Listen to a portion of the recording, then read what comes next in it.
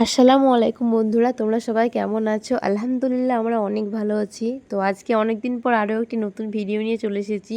আমাদের দুই বান্ধবীর কাকতালীয়ভাবে হঠাৎ করেই আমাদের আজকে ছুটি আছে, জানতাম না। আজকে আমি সকালবেলায় বলছি আমার আজকে ছুটি, তো ও বলছে আমারও তো ছুটি আজকে। তাই ভাবলাম দুজনের যেহেতু ছুটি আছে সারাদিন বসে কী করবো, চল কোথাও ঘুরে আসি। যেই বলায় সেই কাজ, প্ল্যান করে চলে গেলাম ঘুরতে। তো ফার্স্টে আমরা কিছু খাইনি সকালবেলায়, সেই জন্য ব্রেকফাস্ট তো করতেই হবে। তো এখানে একটা আনারসের জুস নিয়ে নিয়েছি। এরপর শুধু জুস খেলে তো হয় না, কিছু তো একটা খেতে হবে। তাই আবার দুজনে পরোটা নিয়ে নিলাম, দুজন মিলে পরোটা খেয়ে নিচ্ছি। তো আমরা যে কোনো জিনিস প্রায় একটাই নিই, কারণ পরে টেস্ট ভালো লাগলে আবার নিয়ে নিই।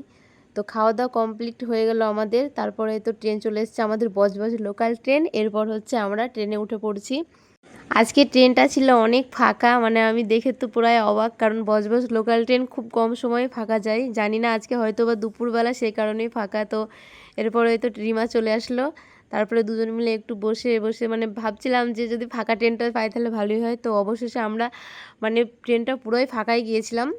আর দুপুরবেলাতে হাওয়া লাগছিল, বেশ ভালোই লাগছিল আজকে। তো এই যে রিমা একদিকে সিটে বসে আছে, আমি একদিকে সিটে বসে আছি, কারণ আজকে ট্রেন এতটাই ফাঁকা ছিল যে দুজন দুই দিকে সিটে বসে জানালার দিকে একদম বেশ ভালোই লাগে আমাকে। ট্রেন জার্নি যদি সারাদিন করতে দেয় করতে পারবো, শুধু জানালার দিকে দিতে হবে আর ফাঁকা ট্রেন থাকলে আমার এনাফ। তো এরপর আমরা শিয়ালদা পৌঁছে গেছি, পৌঁছে গিয়ে আর একটা লেমন জুস খেয়ে নিয়েছি। তো লেমন জুস খাওয়া হয়ে গেলে আমরা আবার চলে যাচ্ছি এবার শিয়ালদা থেকে 2 নম্বর প্ল্যাটফর্মের দিকে এবার যেতে হবে, কারণ আমাদের ট্রেন আসছে 2 নম্বর প্ল্যাটফর্মে আছে। তো সেখানে যেতে হবে, বিধাননগর যেহেতু আমরা যাব। তো আমরা নেমেছিলাম 18 নম্বর প্ল্যাটফর্মে, সেখান থেকে 2 নম্বর প্ল্যাটফর্ম যেতে অনেকটাই হাঁটতে হয়।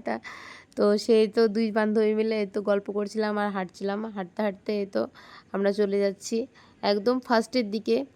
তো এখানে বিধাননগর লোকাল ট্রেনটাও বেশ ফাঁকা ছিল, খুব একটা বেশি না, তবে ফাঁকাই ছিল। তাও আমরা বিধাননগরে নেমে পড়েছি।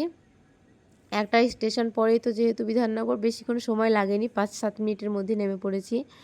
তারপর আমরা ট্রেন থেকে নেমে স্টেশনের বাইরে এবার আমরা চলে যাচ্ছি।